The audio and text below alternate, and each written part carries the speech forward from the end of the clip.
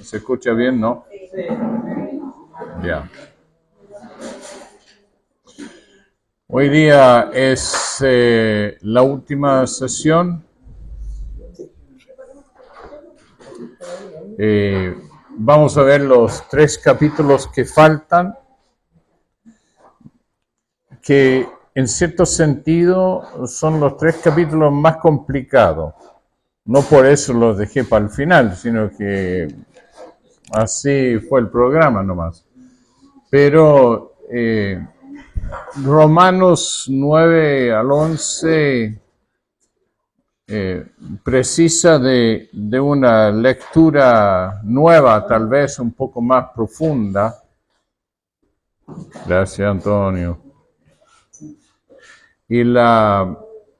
Porque muchas personas no saben qué hacer con estos 3 capítulos, incluso que hay personas que leen Romanos desde capítulo 1 hasta el capítulo 8 y después saltan para el capítulo 12 para terminar la carta porque, por 2 motivos. Mucha gente dice, bueno, esto no tiene mucho que ver con nosotros porque este es un mensaje especial para los judíos. Podría ser, aunque yo creo que hay mucho en esto que podemos cosechar.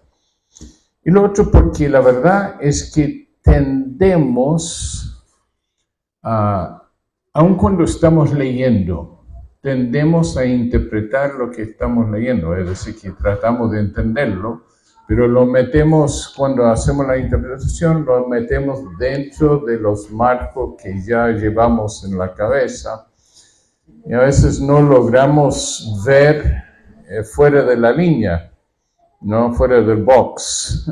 Entonces, a veces es complicado. Alguien me hizo una pregunta que quiero contestar. No sé, yo sé quién fue, pero no lo puedo decir. ¿Qué Biblia recomiendo para una fácil lectura, de fácil comprensión? Y en realidad le respondí con 3. Para una lectura rápida y fácil, la Biblia que siempre me ha gustado, pero de hace muchos años, es Dios habló hoy. Dios habló hoy es una de las primeras Biblias que salió con el visto bueno de la Iglesia Evangélica y la Católica hace muchísimos años, pero también fue una de las primeras que se encontró con una cierta resistencia desde academia. ¿Por qué? Porque tiene algunos cambios en su texto que obedecen los estudios más recientes de los textos antiguos. Entonces hay gente que rechazaba eso porque no se leía como la Reina Valera. Como era diferente, como que había ya un rechazo casi a priori. Y la verdad es que el texto es muy fiel al original. Después, para una lectura que también es fácil, pero un poquito más elevada, puede ser un poco más universal, un poco más completa, sería la Nueva Versión Internacional. Y esa versión se arriesgó más y ha recibido muchísimo más crítica. ¿Por qué? Porque ellos de frentón dejan fuera textos que no estaban en el original, como el caso que mencioné ayer de esa frase en Romanos capítulo 8, que yo dije no está en el original, no está en versículo 1, estaba en versículo 4. Y alguien la levantó, el versículo 4, seguramente la copió al margen, no sabían dónde colocarlo, entonces lo colocaron arriba en el capítulo 1 también, pero no está en los manuscritos más antiguos. Bueno, la Nueva Versión Internacional con varios textos como ese, ya definitivamente elimina de su traducción lo que no está en el original. Y con eso, obviamente, más críticas se ganaron por la gente muy amante de la Reina Valera, ¿no? Creyendo que la Reina Valera fue la versión que usaba Jesús. No fue así. Y la otra versión que me gusta para los que quieren tal vez un poco más profunda la traducción y para estudios más profundos sería la nueva Biblia de las Américas. Hoy yo me di cuenta que fue hoy o en la mañana o ayer que llamé y dijo que la Biblia que él usa es la Biblia de las Américas. Es la que yo usaba por muchos años, pero salieron con una revisión y una revisión más amigable para América Latina, porque sacaron todas las expresiones españolas y también las formas verbales españolas para usar las latinas. Pero no solo por eso, sino porque por la revisión hicieron algunos upgrades de la traducción. Y la verdad es que para estudios serios es una muy buena versión. Ahora, si uno tiene el tiempo, obviamente la mejor forma es leer las tres. Pero si no tenemos tanto tiempo, o si tú estás buscando uno más bien para tu vida devocional, entonces yo iría por Dios habló hoy. La alternativa de Dios habló hoy, que me gusta a veces por la forma que gira la frase, pero no me gusta, lo digo al tiro, en el sentido de precisión. Para mí no es tan precisa la traducción. Tú no te vas a dar cuenta, pero a veces en los textos del Nuevo Testamento yo me doy cuenta que no tradujeron bien el original, pero dejan el sentido. A ver, no quiero ocupar mucho tiempo, pero cuando uno está traduciendo el texto de la Biblia, tiene que optar o por traducir el sentido del mensaje o traducir el texto del mensaje. Entre idiomas, traducir el texto del mensaje no siempre transmite el sentir. El clásico ejemplo entre español y portugués de Brasil es que no se puede decir en Brasil que una comida es... ¿cómo es? Ya se me olvidó la palabra. Exquisita. No hay que decir eso porque exquisito tiene otra connotación. Es la misma palabra. Entonces, si yo voy a traducir del castellano al español, o sea, del castellano al portugués, y voy a traducir literalmente la palabra porque existe en los dos idiomas, no me van a entender. Bueno, a veces cuando estamos traduciendo del griego al español, si somos muy literales y muy apegados al texto, a veces traducimos el texto bien, pero no necesariamente el sentido bien. ¿Okay? Y no voy a tomar el tiempo para mostrar, pero la palabra de Dios para todos es una traducción que traduce el sentido súper bien, pero no siempre muy fiel al texto literal. Pero eso sería la alternativa para el Dios habló hoy. Bueno, cierro paréntesis. Vamos nuevamente a Romanos 9 al 11 aquí. Y como la gente no sabe cómo tomarlo ni interpretar a veces estos capítulos, tratan de evitarlo. Pero nosotros vamos a ver más por lo que dice y con poca interpretación. Hay una cosa muy, muy destacada en estos 3 capítulos, que es una sección completa, es una sola unidad en la carta de Pablo. Lo que más se destaca es la fidelidad de Dios.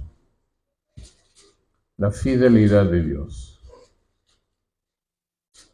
Y aquí trata de la cuestión de cómo el Evangelio, habiendo sido rechazado por los judíos, mantiene la fidelidad de Dios a su promesa. La promesa era la promesa que Dios le hizo a Abraham. Iba a tener un hijo y a través de ese hijo iba a bendecir a todas las naciones. ¿Okay? Y cuando él está hablando de la bendición para todas las naciones, está hablando de la herencia de Abraham a través de Isaac, pero él claramente dice que no se refiere a Isaac, sino se refiere a Cristo.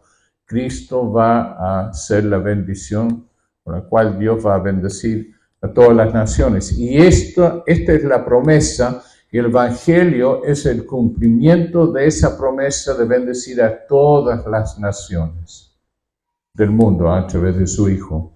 El hecho de la incredulidad judía suscita una pregunta, no sobre el destino de Israel, sino sobre Dios.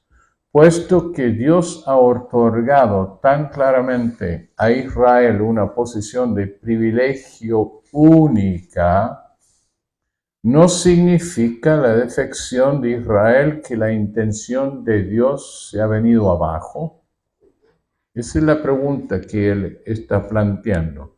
Porque finalmente termina diciendo que el hombre se salva por fe, por medio de su conversión en el bautismo y su resurrección, resulta en el bautismo y su llenura del Espíritu Santo. Entonces los judíos podrían decir, y algunos seguramente decían, que este evangelio invalida su ley y su religión, en el fondo, su expresión religiosa delante de Dios.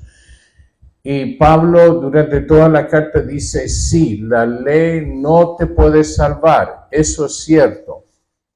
Pero él usa el evangelio para cumplir sus propósitos originales. Y en ese sentido, esta pregunta, es decir, que el hecho de que Israel rechazó el Evangelio, no significa eso que el plan de Dios fracasó. Esa es la pregunta que vamos a ver. Obviamente, él dice que no es así. Vamos a volver. Entonces,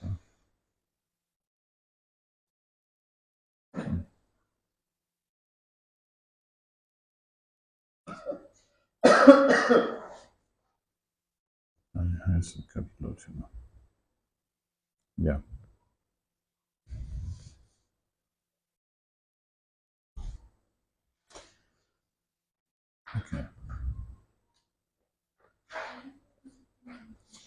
Ok, este capítulo 9, entonces vamos a empezar.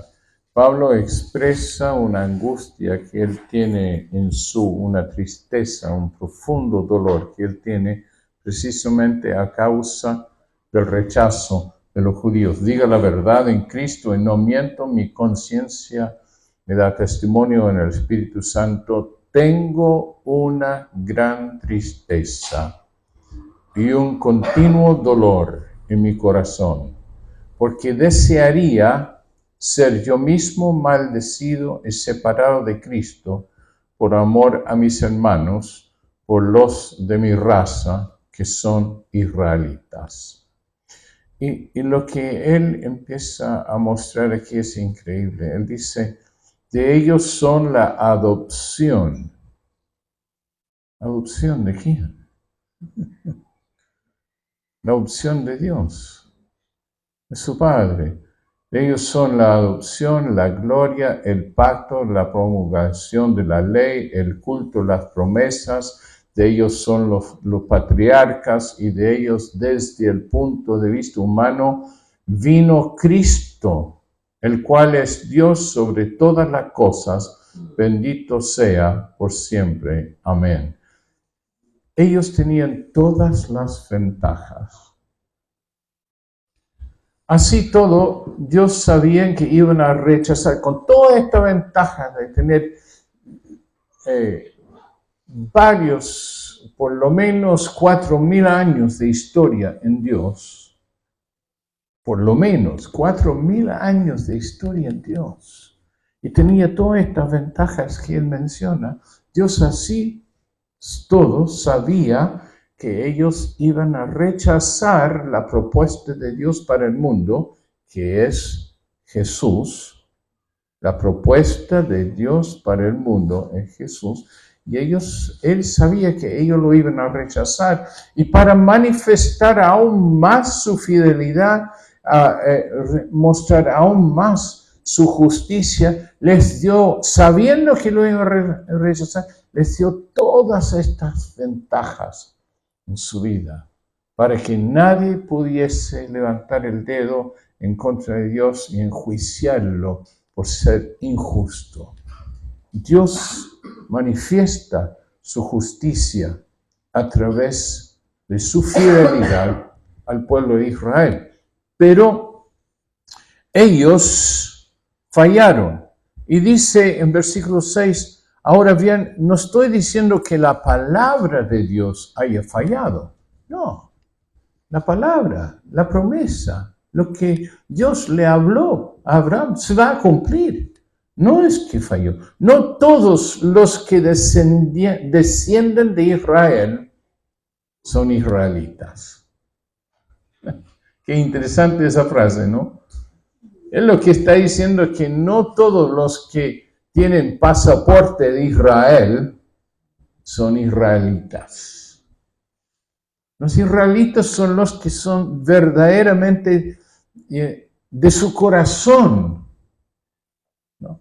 Es un asunto, dice que no, ni todos los descendientes de Abraham son verdaderamente sus hijos. Pues dice, tu descendencia vendrá por medio de Isaac. Esto significa que los hijos de Dios no son los descendientes naturales, sino aquellos que son considerados descendientes según la promesa. La promesa dice así, él dice, por este tiempo vendré y Sara tendrá un hijo. Esa es la promesa.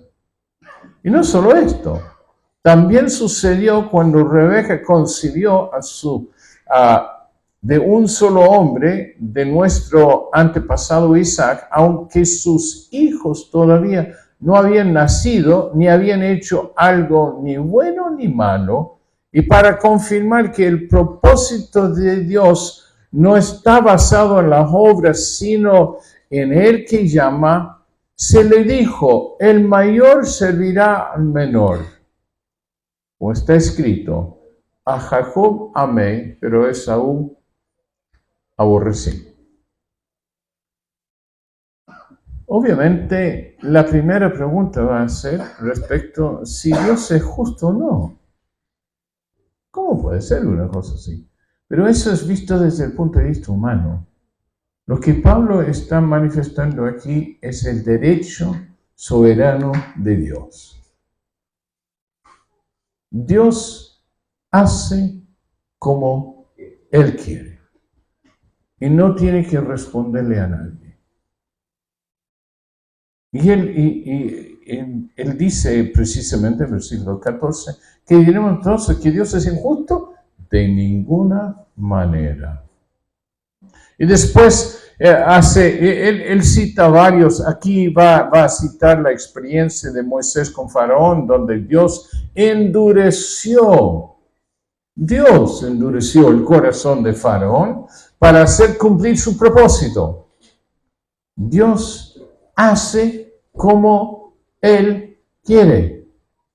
Dice en versículo 18, de manera que Dios tiene misericordia de quien Él quiere tenerla y endurece a quien Él quiere endurecer. Wow. Y nadie tiene derecho de pataleo.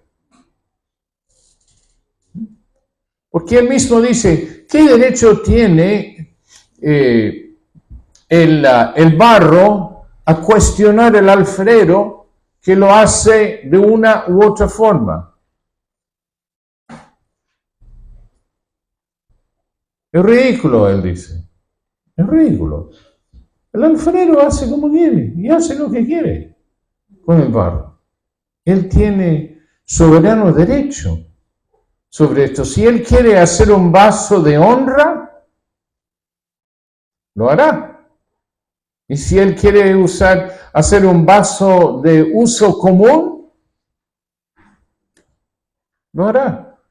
¿Y quién le va a preguntar al alfarero por qué lo hizo así o hizo así? Entonces él dice precisamente, y que si para dar a conocer las riquezas, y aquí viene un punto muy importante, versículo 23, y que si para dar a conocer las riquezas de su gloria, se las mostró a los vasos de misericordia que él de antemano preparó para su gloria. Dios tiene todo bajo control. Dios tiene un propósito desde antes de la fundación del mundo. Y ese propósito se va a cumplir sin variación. Y Él va a usar el hombre como instrumentos para cumplir ese propósito. Ahora, gracias a Dios, su trato con nosotros, si bien es cierto, está dentro del mismo concepto, pero tenemos una ventaja. ¿Cuál es la ventaja? Ni tú ni yo somos faraón.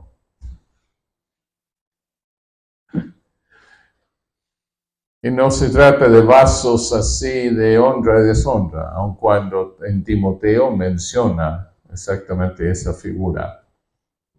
Dios está haciendo su programa y va a llegar al final del capítulo 11, en donde Él ya tiene toda la humanidad donde la quiere para manifestar su gloria y su misericordia para todo el mundo. De ahí en más, nosotros tenemos la opción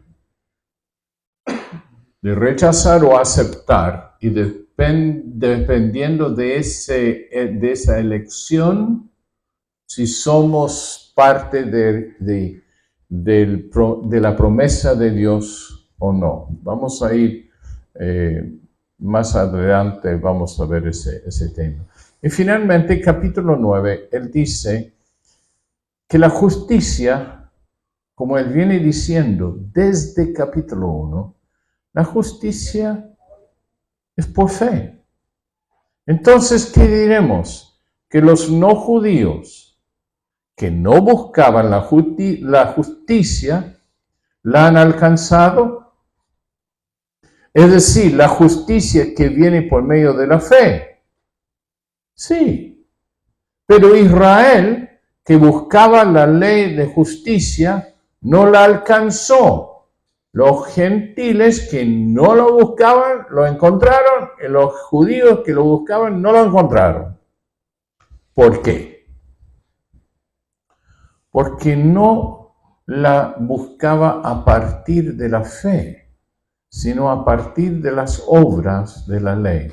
Y tropezaron en la piedra de tropiezo. Como está escrito, yo pongo en Sión una piedra de tropiezo, Jesús, una roca de caída, pero el que cree en él no será avergonzado. Y entonces finalmente lo que Pablo está diciendo es que incluso los judíos que logran tener fe se van a salvar. porque la justicia es por la fe, no por las obras. Y eso es bueno que nosotros recordemos. Dentro de nuestro contexto de discipulado, a veces hay una confusión que nosotros no aclaramos bien y que de repente damos la idea a la gente de que si ellos se comportan de la forma que nosotros le enseñamos, de alguna forma van a ganar su salvación. Hay que aclarar eso con el discipulado. Nadie va a ganar la salvación. Nosotros vivimos la voluntad de Dios porque somos salvos, no para ser salvos. Eso hay que aclararlo. Porque a veces somos muy celosos en este tremendamente positiva obra del Señor de ir transformando vidas de acuerdo a la palabra, pero no proyectemos nunca la idea de que si ellos nos hacen caso van a ganar algo, que Dios va a quedar en deuda con ellos. No es así. No es así. ¿Okay? Entonces, nosotros no por obras vamos a ser salvos. Igual que los judíos no pudieron por obras, obedeciendo la ley de Moisés. Entonces uno me dice, entonces, ¿por qué me tengo que bautizar? Eso es una obra. No, no es una obra. Pero más encima, Pablo no está hablando de eso, está hablando de la ley de Moisés. Los mandamientos contenidos dentro de la ley de Moisés. No está hablando de cualquier mandamiento.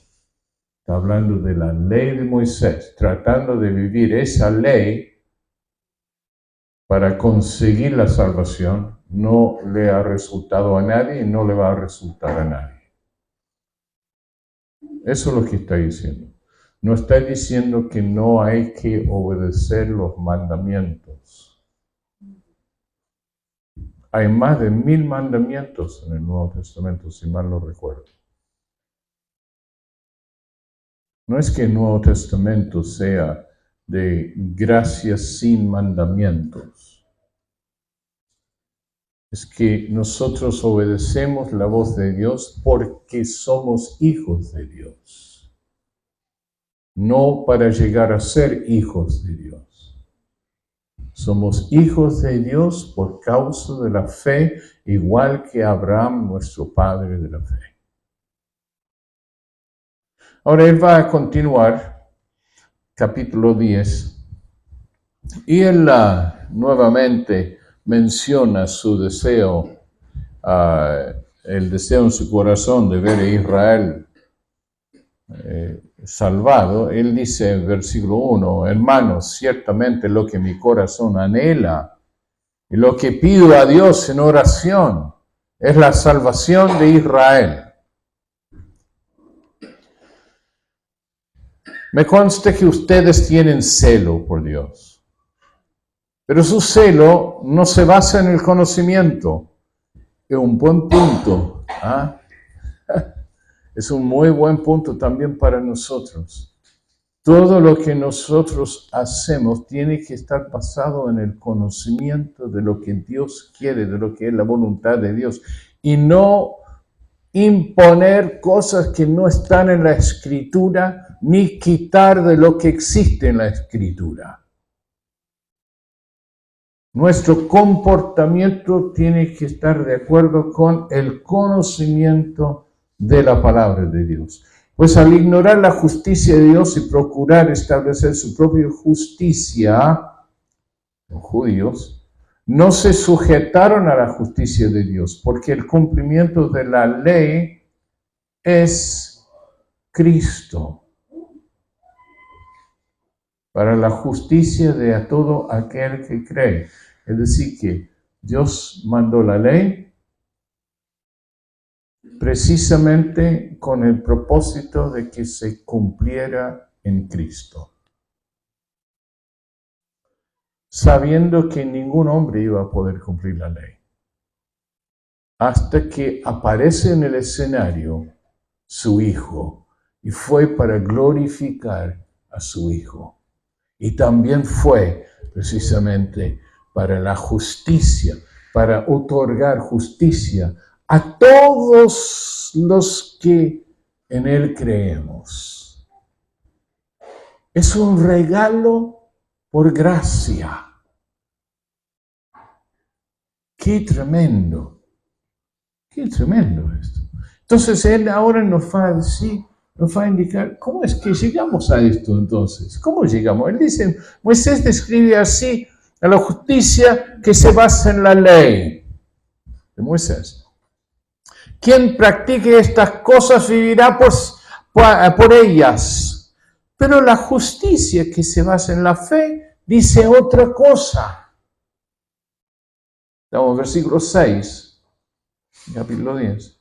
La justicia que se basa en la fe dice otra cosa. No digas en tu corazón, ¿quién subirá al cielo? Es decir, para hacer que Cristo baje. ¿O quién bajará al abismo? Es decir, para hacer subir a Cristo de entre los muertos. Lo que dice es lo siguiente. Esto es lo que dice la justicia por la fe. Dice lo siguiente. La palabra, se entiende la palabra de Dios, la palabra está cerca de ti. Está en tu boca y está en tu corazón. Es decir, que la posibilidad de llegar a esta justicia y la expresión de fe verbal y en el corazón, toda esa posibilidad está encerrada en una confesión. Él habla de la palabra que está en tu boca, esa palabra de Dios que está en ti. Y él dice que esta es la palabra de fe que predicamos. Si alguien quiere salvarse, esta es la palabra que predicamos. Esta es la forma de llegar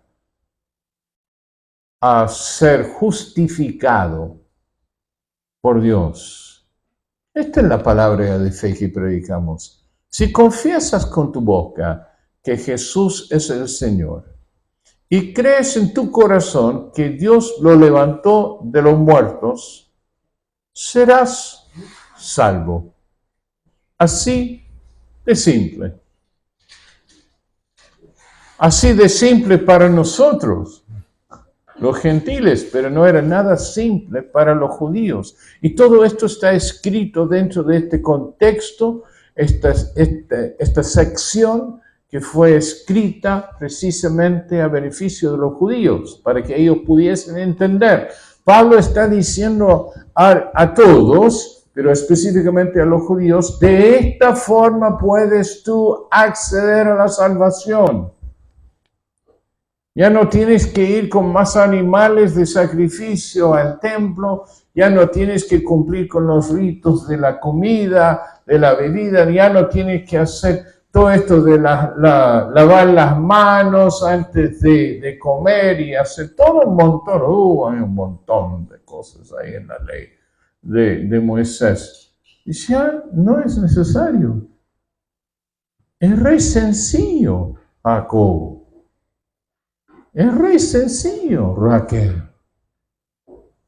Judíos. Lo único que tiene que hacer, después de toda una vida tratando de ganar el favor de Dios, es darte cuenta que Dios te está mandando un regalo de su favor, de su misericordia. Y lo único que tienes que hacer es aceptarlo. ¿Y cómo lo aceptas? Lo aceptas confesando que pero aquí viene el problema, po. Jesús es el Señor. No es Moisés. No es Abraham. No es David. No. Todos ellos fueron siervos del Señor para llegar a este punto, para llegar a Cristo. Ahora lo que tienes que hacer es reconocer que Jesús es el Señor. El Señor para ellos tenía una connotación bien clarita, por no decir bien pesada, bien profunda, porque el Señor era el César. Y Pablo es romano, ojo, ciudadano romano. Y están en el Imperio Romano y ellos están en la capital. Nadie se va a equivocar con respecto a lo que Pablo quiere comunicarse con esto. Hay que confesar que Jesús es el Señor. Y hay que creer en tu corazón que Dios lo levantó de entre de los muertos. Y si tú confiesas con tu boca y crees en tu corazón, serás salvo. ¿Qué cosa? Pero ellos no creían en la resurrección. Eso era el problema. Ellos tenían que de alguna forma llegar a esta convicción de Jesús en su calidad de autoridad y su calidad de dueño de todo el universo. Todo es de Él, por Él y para Él. Y entender que es el Señor sobre toda la creación y toda la humanidad, y creer en el corazón que Dios literalmente lo levantó de la muerte. Para un judío, aunque para nosotros nos parece un negocio redondo, cambio todos estos mandamientos por estas dos cosas que tengo que decir. No hay por dónde perder. Pero para los judíos era todo un problema.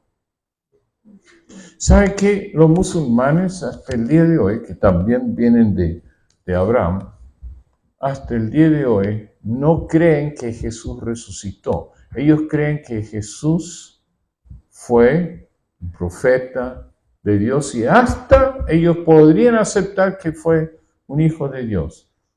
Pero para ellos Jesús nunca murió y nunca resucitó, sino Alá los pescó y se los llevó. Para ellos, llegar a poder decir que Jesús y no Alá es el Señor y que Dios lo levantó de la muerte, es toda una cosa para ellos. Es una revelación. Y fue peor para los judíos, porque Jesús lo está presentando como el Mesías prometido de todos los tiempos. Y ellos tenían que confesar de que Jesús era el Señor y que Dios le levantó de los muertos. Una confesión que a nosotros no nos cuesta nada. Ojo, a nosotros no nos cuesta nada, pero a muchos a ellos les costó la vida. No solamente tenía que hacer un salto de revelación, sino que se están comprometiendo con un grupo ilegal en medio de un imperio que los rechazaba. Esta confesión que a nosotros no nos cuesta nada, ellos para poder hacerlo tenían que rechazar toda su historia, toda su parentela, todas sus tradiciones, todo para atrás. Estaban declarando que todo eso era una mentira. Y yo me acuerdo cuando bauticé un ex cura en Santiago. Él ya no era cura. Y cuando llegamos al punto del bautismo, él llegó un día y me dijo: mira, Jerry, si yo me bautizo, eso quiere decir que el arzobispo está equivocado en su teología. Sí, le dije.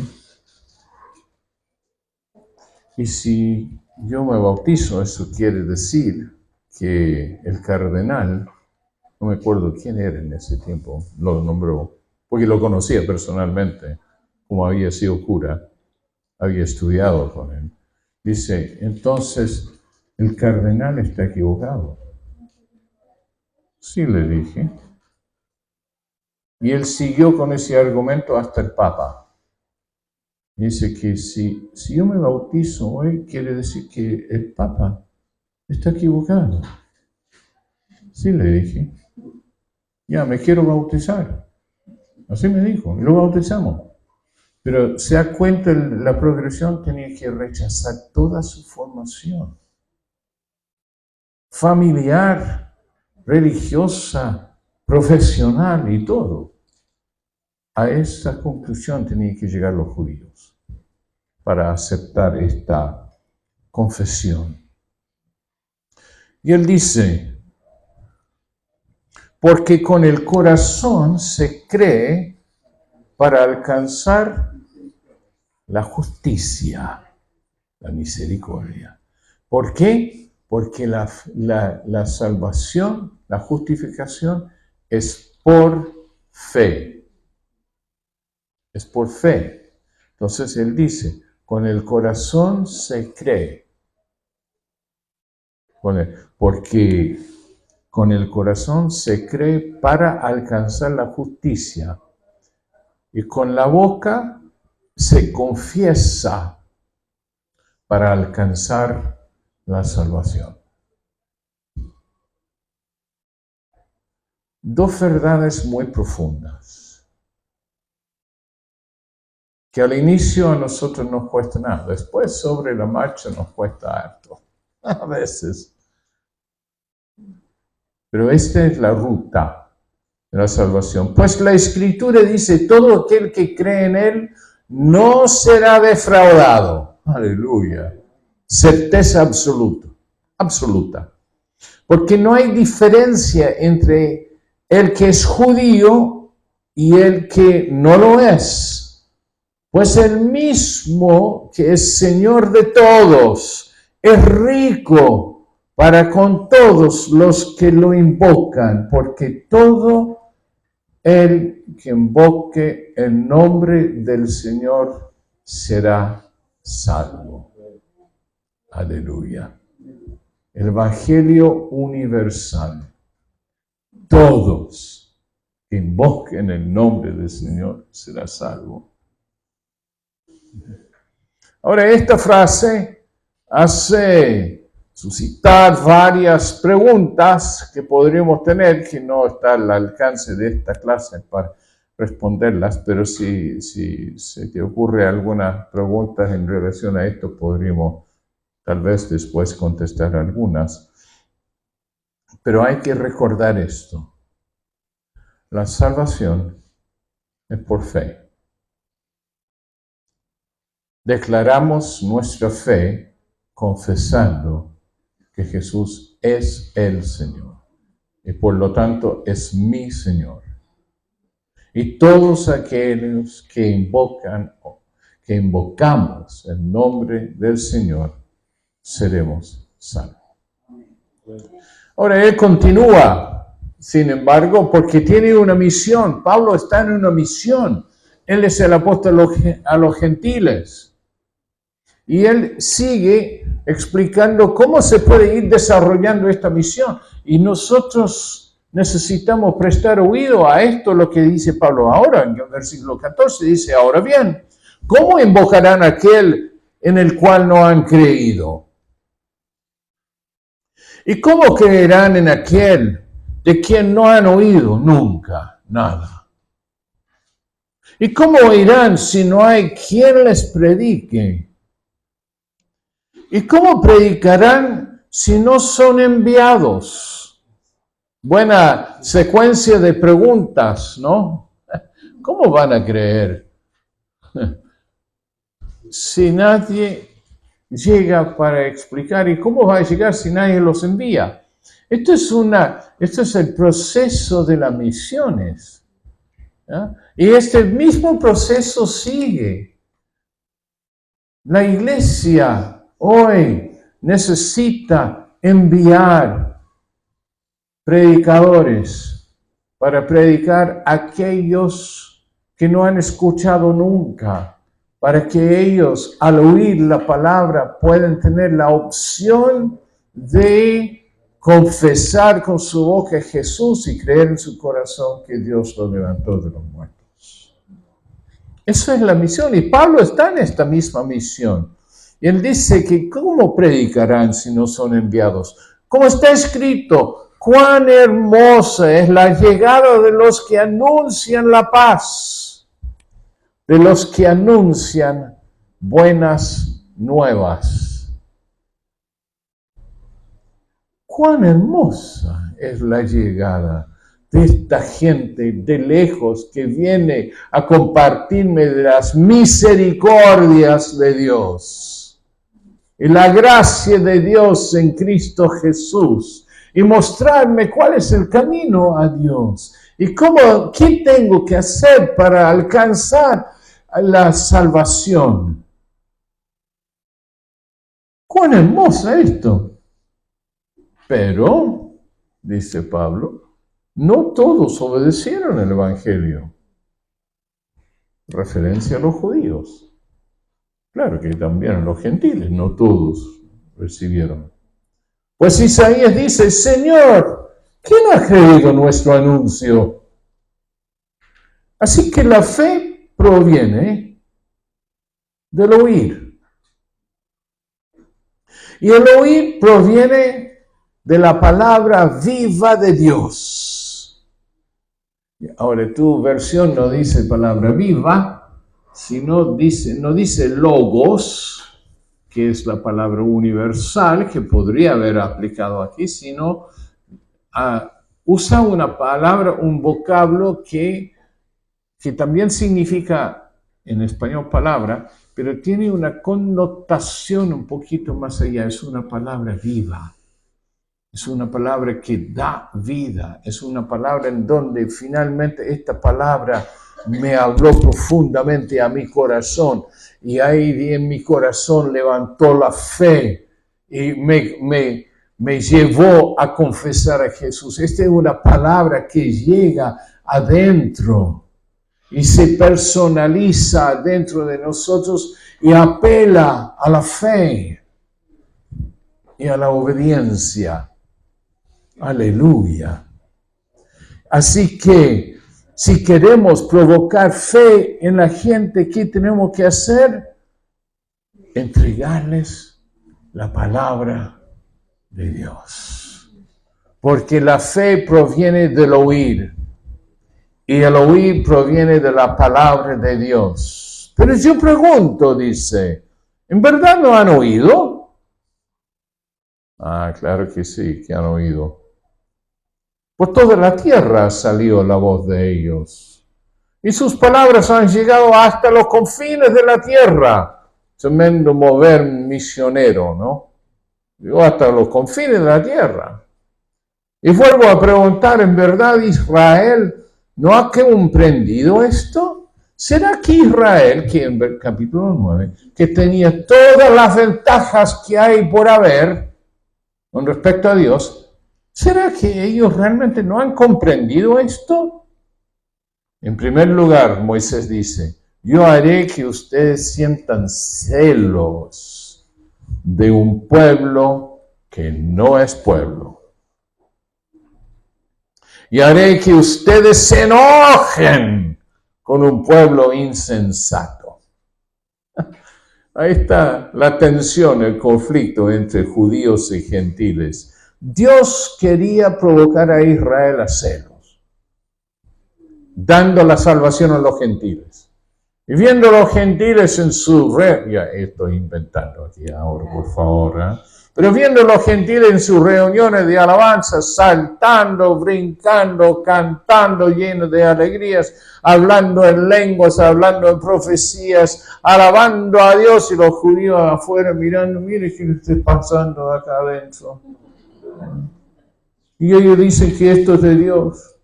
Y Dios nunca nos dio esto. Es un poco lo que Dios quería provocar en ellos, para que buscaran lo mismo.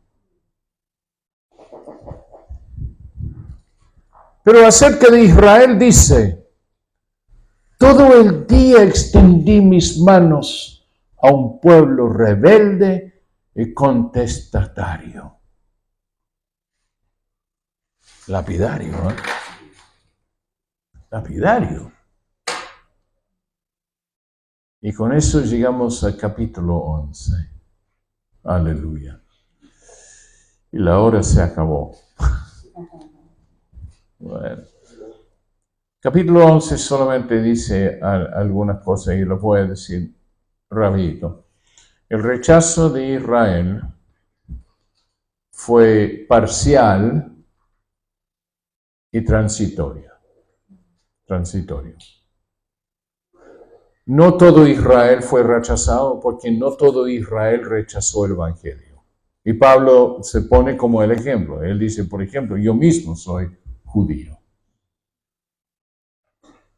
Los que fueron cortados fueron los que rechazaron, pero no todos rechazaron. Y los que fueron rechazados por un tiempo, hasta que llegue el número de gentiles, hasta que lleguen todos los gentiles que van a entrar, que tienen las mismas opciones. Cuando ocurre eso, dice Pablo que Israel se va a salvar, porque lo va a volver a injertar. Es decir, que lo ve como un olivo, ¿cierto? Que tiene que todas las ramas son de los hijos de Israel, y de repente por su falta de fe va cortando ramos y los van apilando para allá, para el fuego. Y él toma de otras ramas aquí que se cortó de algún árbol silvestre por ahí, empieza a injertarlos en el olivo, cosa que el olivo no queda sin ramas, sino que él está injertando. Esos son los gentiles. Pero dice que cuando ya todos estos están injertados por fe en Cristo Jesús, después vendrá los judíos rechazados y cortados, y él también va a volver a injertarlos. De manera que al final la iglesia del Señor va a estar compuesta de judíos y gentiles en Cristo Jesús. Y él sujetó a todos bajo desobediencia y condenación. Los gentiles venían así, los judíos fueron para ese lado, para poder manifestar su tremenda misericordia, tanto a los gentiles que no eran pueblo, como a los gentiles que es su pueblo. Y así termina capítulo 11. Capítulo 11 tiene un montón de preguntas. Algún día tal vez podríamos contestarlas, pero les recomiendo que vayan leyendo lentamente en oración y meditación estos 3 capítulos. Porque si bien es cierto, Pablo los escribió para los judíos, tiene mucho para nosotros aprender sobre el carácter, la fidelidad, la justicia de Dios. Y la urgencia de la misión de mandar y de ir al mundo con la palabra de Dios. Muchas gracias.